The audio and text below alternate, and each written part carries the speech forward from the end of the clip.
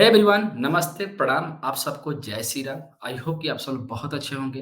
तो इस बार का आउटलुक जो है बहुत इंटरेस्टिंग बता रहा हूँ, बहुत इंटरेस्टिंग बना रहा हूँ। आपको इसमें दोनों डिग्री मैंने कवर करने की कोशिश किया है मैंने। अगर आपको कुछ समझ में ना आए तो मुझे बताना कि क्या समझ में नहीं आया। बेसिकली मैं आउटलुक आप लोग के लिए इसलिए बनाता हूँ कि आप इस स्टडी से, इस कॉन्सेप्ट से आप अपने चार्ट पर इसको अप्लाई करके फर्दर जो मूव है वो आप उसका एडवांटेज ले सकते हो, ठीक है? तो आइए ज़रा चलते हैं निफ्टी और बैंक निफ्टी को वीकली आउटलुक पे इसको देखते हैं कि क्या दिख रहा है। यहाँ पे देखो तो मैंने निफ्टी का चार्ट लिया हुआ है और निफ्टी के चार्ट पर निफ्टी के चार्ट पर मैंने सिंगल लेग लिया हुआ है। सिंगल लेग का मतलब होता है जैसे मान लो कि ये 1, 2, 3, 4, 5 हो गया या फिर ए, बी, सी कह लो। तो इनमें से कोई भी एक लेग को काउंटिंग की जा सकती है और ये जो लेग बना है, चाहे ये आप इसको ए कंसीडर करो, चाहे इसको 1 कंसीडर करो, ये सिंगल लेग है। तो इस सिंगल लेग में भी 5 मूव हो सकते हैं, 3 मूव हो सकता है, जिसको हम लोग बोलते हैं मोनो वेव। अब ये जो मोनो वेव कह लो या फिर सबऑर्डिनेट वेव कह लो, जिसमें 5 मूव रहते हैं, ठीक है? तो 5 मोनो वेव मिलकर एक पॉली वेव बनाता है, ठीक है? तो मैं इसको कभी और भी इसको एक्सप्लेन करूँगा। तो ये पूरा स्ट्रक्चर जो बना है, ये सिंगल लेग में है और सिंगल लेग में मैं देख रहा हूँ कि निफ्टी बैंक जो निफ्टी है 1, 2, 3, 4, 5 को कंप्लीट कर चुका है। मैंने आपको पहले ही बताया था कि आप जो मूव है वो ज़्यादा से ज़्यादा 22,222 तक का हाई लग सकता है, लेकिन आपको यहाँ पर अलर्ट रहने की रिक्वायरमेंट है, यहाँ पे अलर्ट रहने की ज़रूरत है। तो ये आप देखोगे तो 2 और 4 की ट्रेंड लाइन जिसको हम लोग मैच्योरिटी ट्रेंड लाइन बोलते हैं और ये बात मैंने आपको पिछले वीक भी ये ड्रॉ करके दिया था कि 2-4 को मैं ये अज़्यूम कर रहा हूँ कि 2-4 की जो ट्रेंड लाइन है, ये हमारी मैच्योरिटी वाली ट्रेंड लाइन है। ठीक है ना? तो इस मैच्योरिटी वाले ट्रेंड लाइन को देखोगे तो जितने टाइम फ्रेम पर वेव 4 से वेव 5 पर जितना टाइम पीरियड लगता है, उसका आधा टाइम फ्रेम या फिर पूरा टाइम फ्रेम।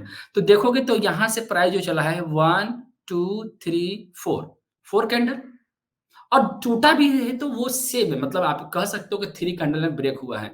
तो ये बहुत बड़ा रिवर्सल कह सकते हो आप इसको और इसको पैटर्न कन्फर्मेशन भी कह सकते हो। तो ये पैटर्न कन्फर्मेशन होता है इम्पल्स से करेक्शन में एंटर करने का। तो हम लोग जब ये मैच्योरिटी वाली ट्रेंड लाइन जब ब्रेक होती है तो ये कंसीडर किया जाता है कि वेव जो है कंप्लीट हो चुका है। ठीक है? तो मेरे हिसाब से वेव कंप्लीट हो चुका है। अब अगर प्राइस को इन केस दोबारा जाना होगा तो इस वाले ट्रेंड लाइन को ब्रेक करना होगा। और नहीं जाना होगा ऊपर तो ये बार-बार इस ट्रेंड लाइन को क्या करेगा? टच करेगा। अगर किसी अदर लेग में भी अगर प्राइस एंटर करता है तो वो प्राइस जो है ये इसी ट्रेंड लाइन के अंदर-अंदर ही रहेगा। ठीक है ना? अब समझने की कोशिश ये करो कि जो प्राइस का जो फॉल आया है, ये आपका इम्पल्सिव नेचर में आया है। तो इम्पल्सिव नेचर किस-किस में हो सकता है? तो 2 केस में हो सकता है। ट्रायंगल के केस में हो सकता है या फिर वो ज़िगज़ैग के केस में हो सकता है। ठीक है? फ्लैट के करेक्शन में इतनी बड़ी मूव नहीं देखी जा सकती। Fair enough? तो ये पूरा का पूरा स्ट्रक्चर मैं इसको या तो इसको ए कंसीडर कर सकते हो या फिर वो ज़िगज़ैग का 1 कंसीडर कर सकते हो, ठीक है ना? तो मैं इसको अभी फ़िलहाल के लिए ए कंसीडर कर रहा हूँ और यहाँ से जो मूव जा रहा है अपसाइड में ये अपना बी है। तो ये पूरा ए बना है और ये प्राइस जो जा रहा है वो बी बना है। अगर यहाँ से प्राइस जो है रिवर्स करके लौटता है तो मिनिमम जो जो डिग्री का जो फॉर्मेशन होता है वो 38.2% पर होता है, ठीक है? तो अगर इन केस यहाँ से रिवर्सल प्राइस लेना स्टार्ट करता है, तो ये पूरा ए, ये बी और ये सी का जो डेस्टिनेशन है वो 38.2% पर आकर मीट करेगा जो तकरीबन है 20,872 ये 38.2% तो यहाँ पर आप देखोगे तो वेव फर्स्ट और वेव 1 कंसीडर किया हुआ है, तो यहाँ पर आपका बी या फिर सेकंड कंसीडर होगा। तो फिलहाल के लिए हम क्या करेंगे अगर आपको कहीं अपसाइड में मौका मिलता है सेल करने के लिए तो आप सेल कर सकते हो और आपका मिनिमम डेस्टिनेशन जो है 38.2% होगा। अब जरा हम लोग इसको क्या करेंगे ना 75 मिनट का टाइम फ्रेम पर रीड करते हैं हम, ठीक है? तो आप देख सकते हो ये 75 मिनट का मूव है और ज़िगज़ैग का मतलब ये होता है कि प्राइस जो है वर्टिकल मूव में आएगा। तो मैं आपको लाइव क्लास में पढ़ा भी चुका हूँ कि ये जो मूव हम लोग काउंट कर रहे हैं 1, 2, 3, 4, 5 का और जब ये पैनिक क्रिएट हुआ था तो मैंने आपसे बोला था कि प्राइस जो है रिवर्सल लेगा और 50% तक जो है प्राइस जो है लीड करेगा। तो आप देख सकते हो कि प्राइस जो एग्ज़ैक्टली 50% को रिट्रेस किया है और उतने ही टाइम फ्रेम में जितने टाइम फ्रेम में ए बना हुआ है। तो जितना भी टाइम फ्रेम अगर ए लेता है, यहाँ पे अगर आप लगाओगे यहाँ से, तो अगर आप यहाँ से देखोगे जहाँ से भाव चला हुआ है, तो यहाँ से यहाँ तक का जो पूरा फॉल आया है, ये तकरीबन 9 कैंडल में है। ठीक है ना? 9 कैंडल में है, तो अगर प्राइस को ज़िगज़ैग बनाना होगा, तो क्या करेगा प्राइस? या तो उतना ही टाइम पीरियड लेगा या मल्टीप्लाई 2 तो मतलब 18 कैंडल। तो अगर आप यहाँ से देखोगे तो यहाँ से जो भाव चला है ये अभी तक कितना है? ये भी तकरीबन उतना ही है, 9 कैंडल है। तो इसको भी 10 कैंडल है तो इसको भी 9 कैंडल के आस-पास कंसीडर कर सकते हैं। अगर मान लो कि ये लो नहीं करता है तो ये पूरा का पूरा जो टाइम पीरियड है 50% के आस-पास तो ये 18 कैंडल भी ले सकता है, ठीक है ना? तो अभी जो प्राइस का जो एक्सपेक्टेशन है वो बी के रेंज में है। ज़िगज़ैग के बी के रेंज में है। Fair enough. तो कभी भी अगर आपको मौका मिलता है तो आप 50% पे दोबारा 50% या उसके आस-पास भी आप लोग सेल करके जा सकते हो। सेल कर सकते हो। तो ये जो अब दोबारा जब सी बनेगा तो मैं आपको बता देता हूँ कि अगर दोबारा सी बनता हो तो कुछ किस स्ट्रक्चर में बनेगा, तो आप इसको ऐसे रीड करोगे। ये पूरा जो मूव बना है ये ए बना है और ये पूरा जो मूव जाएगा बी बनेगा और सी बनेगा। तो जब ये सी बनेगा तो ये पूरा का टाइम पीरियड लेगा। जितना ए ने टाइम लिया है उतना ही सी भी लेगा। वर्टिकल फॉल आने में, ठीक है ना? तो अगर आपको मौका मिलता है एक्शन लेने का शॉर्ट में, तो आप ऐसा कर सकते हो। अब ज़रा मैं आपको एक चीज़ और बता देना चाहता हूँ। बताना ये चाहता हूँ कि जो ज़िगज़ैग होता है, वो 50% मैक्सिमम होता है, ठीक ना? ठीक है? लेकिन एक रेयर केस ये भी है कि अगर ये जो मूव बन रहा है यहाँ पर, इसमें टोटल 3 मूव होना चाहिए, 7 मूव होना चाहिए या 11 मूव होना चाहिए, ठीक है? नहीं इतना है, तो ये पूरा स्ट्रक्चर जो है ट्रायंगल में कन्वर्ट हो सकता है। तो ट्रायंगल में कन्वर्ट अगर इन केस होता है, तो 2 केस बनेगा। तो ट्रायंगल आप जानते हो कि ट्रायंगल जो बनता है वो ए, बी, सी, डी, ई के नेचर में बनता है, ठीक है? तो ट्रायंगल में जो ए बनेगा या लास्ट में ई बनेगा, अगर ए बनता है, तो ए आपका 61% तक भी जा सकता है, जिसको हम सिमेट्रिक ट्रायंगल बोलते हैं, ठीक है? तो अगर सिमेट्रिक ट्रायंगल बनता है बी के नेचर में, तो जो ए बनेगा वो आपका यहाँ तक जा सकता है 61%, ठीक है? लेकिन अगर ये एक्सपैंडिंग बनता है, तो ई जो बनेगा वो ई बनेगा आपका 61% तक। मतलब कहने का मतलब कोई भी एक लेग जो है 61% को टच कर सकता है, सिमेट्री में भी या फिर एक्सपेंडिंग में भी, ट्रायंगल के केस में। और बी क्या बन सकता है? ज़िगज़ैग का जो बी बनता है, वो ज़िगज़ैग का जो बी बनेगा वो आपका फ्लैट हो सकता है या फिर वो ट्रायंगल हो सकता है। ठीक है ना? बात समझ आई? तो आपको जब भी मौका मिलेगा तब इसको सेल करके चल सकते हो और ये आपका स्टॉप लॉस रहेगा। ठीक है ना? अगर इसके ऊपर क्लोजिंग आना स्टार्ट होता है 61.8% की क्लोजिंग इम्पोर्टेंट है। अगर इसके ऊपर क्लोजिंग आना शुरू होता है तो ट्रेंड चेंज हम लोग मान सकते हैं। लेकिन कहीं न कहीं मुझे ऐसा लग रहा है कि स्पाइक में कहीं इस ट्रेंड लाइन को रेजिस्टेंस बनाकर ये प्राइस जो है सेलिंग में आएगा। ठीक है? तो आप इसको as a new trend change होने के प्रोस्पेक्टस से देख सकते हो या फिर उसको डाउन ट्रेंड के प्रोस्पेक्टस से देख सकते हो, ठीक ना? तो कंक्लूजन ये निकला कि निफ्टी में सेल ऑन राइज बन रहा है, ठीक है? अब इसी चीज़ को हम लोग बैंक निफ्टी में देखते हैं। अब आप देखोगे तो मैं यहाँ पर बैंक निफ्टी का चार्ट लिया हुआ है। तो इस बैंक निफ्टी के चार्ट में देखोगे तो प्राइस जो है मैं आपको लाइव क्लास में बताया था कि यहाँ पर जो ब बना हुआ है ये डिग्री फॉल है। कभी भी सबऑर्डिनेट फॉल जो होते हैं वो ऐसा नहीं बनते, वो बहुत ज़्यादा वर्टिकल फॉल है।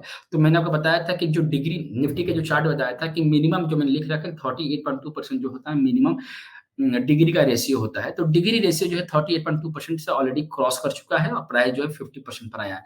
तो जब प्राइस 50% पर आया है तो इसमें आप देखोगे तो ये डबल करेक्शन का नेचर है ये। अब देखो यहाँ पर डबल ट्रिपल करेक्शन का नेचर है डब्ल्यू, एक्स, वाई और एक्स। और मैंने आपको यहाँ पर पहले बताया भी था कि कहीं न कहीं मुझे लग रहा है कि यहाँ पर एक्स का नेचर बन रहा है, डबल एक्स का नेचर बन रहा है और प्राइस जो है जेड में फॉर्मेशन आएगा।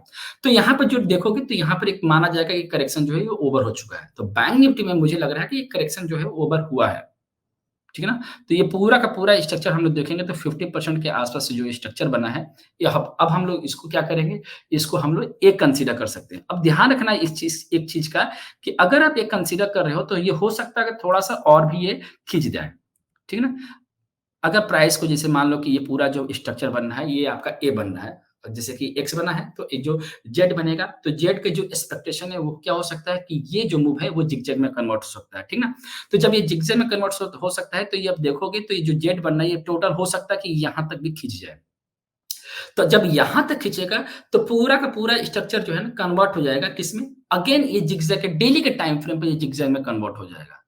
Fair enough. तो मैं इसको डब्ल्यू, एक्स, वाई और जेड के जो नेचर बना हुआ है, इस नेचर को रीड करने की कोशिश करेंगे, ठीक ना? तो अभी आप देखोगे यहाँ से, तो डेली के टाइम फ्रेम पर 38.2% का स्ट्रॉन्ग जो रेजिस्टेंस जिसको बोलते हैं, वो फेस कर रहा है। तो अगर यहाँ से प्राइस ने रिवर्स करना स्टार्ट किया, तो अगला जो डेस्टिनेशन बनेगा इस जेड के ए का, तो वो बनेगा 61.8% जो तकरीबन है 44,600, राइट ना? अब इसी को 75 में का टाइम फ्रेम पर ये वाला इस मूव देखेंगे कि एक्स और जेड में जो है नेचर क्या बन रहा है, राइट? तो आइए ज़रा हम इसको देख लेते हैं। तो आप यहाँ पे देख रहे हो कि ये जो जेड का जो मूव है उसी को रीड करेंगे हम लोग, ठीक है? तो जो जेड बना हुआ है यहाँ से, तो इसका जो मैंने रिट्रेसमेंट डाल रखा है एक्सटेंशन पड़ेगा, तो ये आप यहाँ से वाई 0 से वाई और एक्स का एक्सटेंशन डालोगे, ठीक है?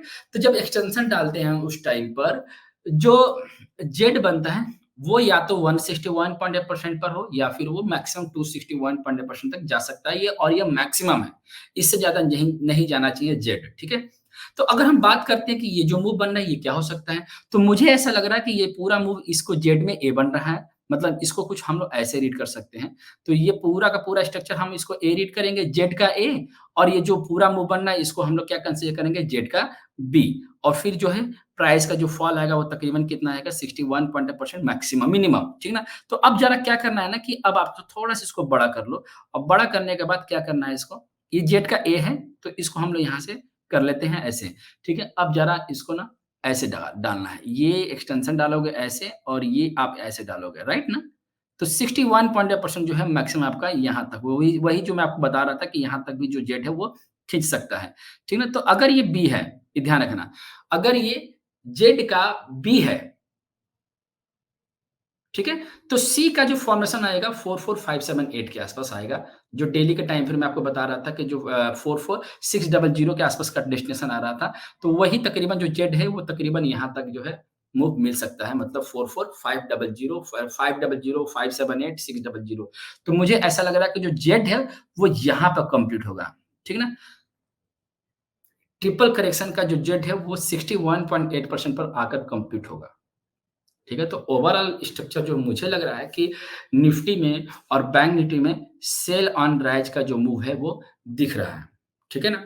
तो अगर कुछ ऊपर-नीचे होता है, तो मैं लाइव क्लास में आकर आपको अपडेट करूँगा। फिलहाल के लिए जो मुझे लग रहा है कि डेली के टाइम फ्रेम पर ज़िगज़ैग का फॉर्मेशन हो रहा है, तो हम लोग उसी के साथ चलेंगे, ठीक है? आई होप कि ये वीडियो आपको पसंद आएगी और इसमें ढेर सारा सीखने को मिला है। आप मुझे कमेंट करके बताना ये कैसा लगा, ठीक है? मिलते हैं लाइव क्लास में, अपना ख़्याल रखिएगा। नमस्ते, जय श्री राम।